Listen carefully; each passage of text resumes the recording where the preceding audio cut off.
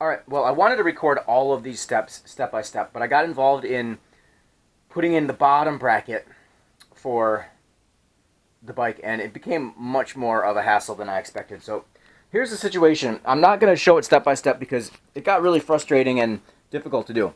So this is a Shimano hollowtech style bottom bracket. And that means that the bearings are in these external cups that sit on the outside or outboard of the bottom bracket shell. The bottom bracket shell is just the width of the frame at the bottom bracket section.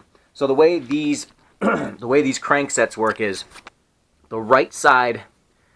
Well, you saw that before, but that had the spindle. So this spindle that's sticking through here is coming through the bearing. There's a hollow called hollowtech. There's a hollow shell that the bottom bracket, which is basically just these two cups that screw into the threaded bottom bracket shell. And I had done a really good job of cleaning out the bottom bracket shell, and I thought the threads were really good.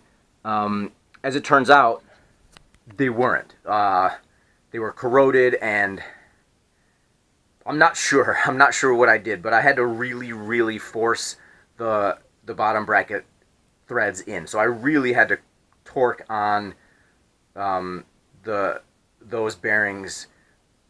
Not even at the very end, but I mean almost the whole way through. So I have a feeling that the threads, I mean, they started out good. They started out nice and smooth. So I know it was engaged at the right threading pattern, but somewhere along the way, I just feel like the threads must have been rotted out, rusted out, or jacked up somehow, even though I had degreased it and I had cleaned it, but I've never had to push that hard to thread that on there. I got it in, you know, and it's in now. I just don't know if I've frozen the threads or whatever. Someday I'll deal with it if I have to take this apart. I have a feeling I probably will. So I just have to, I'm going to make notes in my build notes that it was really difficult to do, and so it's going to be really difficult to reverse. I may eventually have to just take this to a bike shop and actually have them face the shell and rethread the shell. What is it? Is it tapping and dyeing? I'm not even sure what the term is for that, but to actually rethread it with the right. I don't want it to come to that. I hope this works. I got them both in. I'm not confident that it. I'm just not confident that it's going to be a wonderful situation. But I have the arrangement right, so I have the crankset on the right side, and now I'm simply going to put the left side crank arm on. The left side crank arm has a hollow opening in one side so that you can fit it onto the fitting there. So I'm going to fit that on, and then all that happens there is there's this little pre-tensioner screw. It threads into here. It threads into this, and that is supposed to be at a very, very light torque. So that's the preload. That's the preload tensioner. It's just a plastic piece, and it's meant to be difficult to thread in. So it's only supposed to take like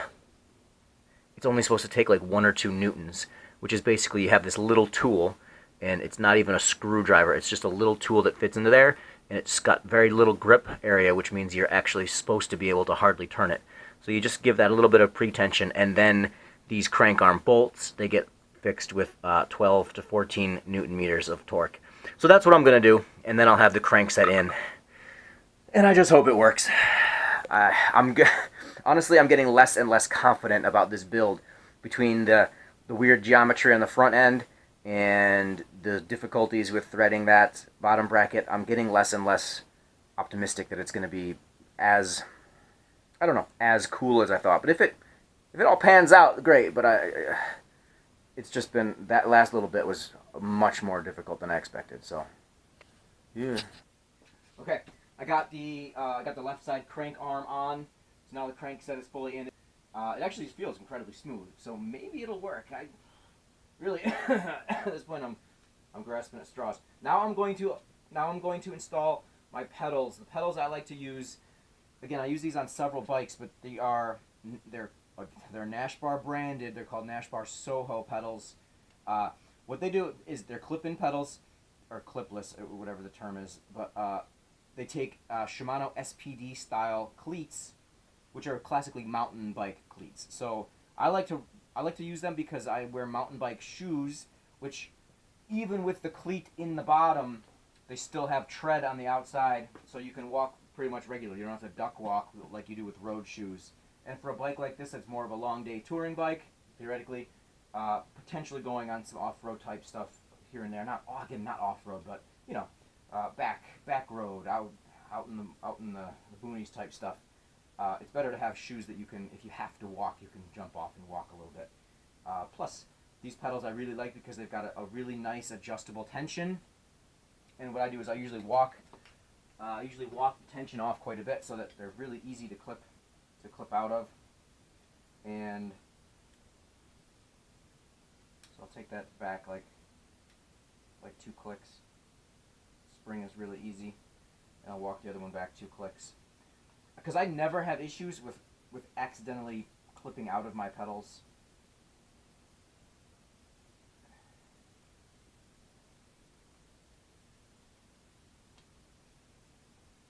And that seems like it'll be perfect.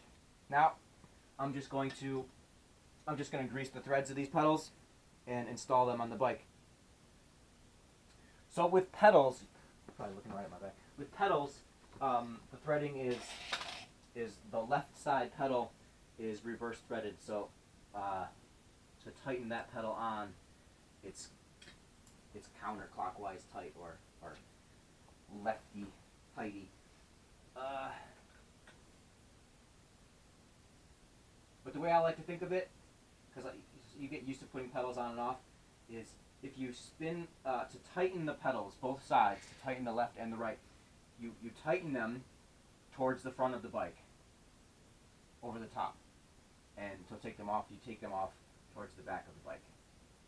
Oh, you know what I didn't do? I didn't measure the mass of these pedals. Let me check the mass of one of these real quick and double it.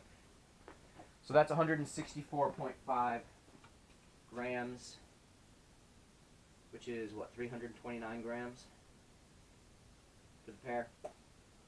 329 grams for the pedals. I think Wellgo actually pretty much manufacture these Nash bar pedals.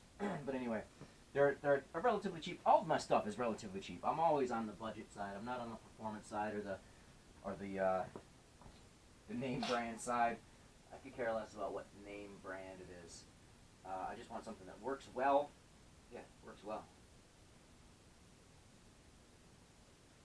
You know what?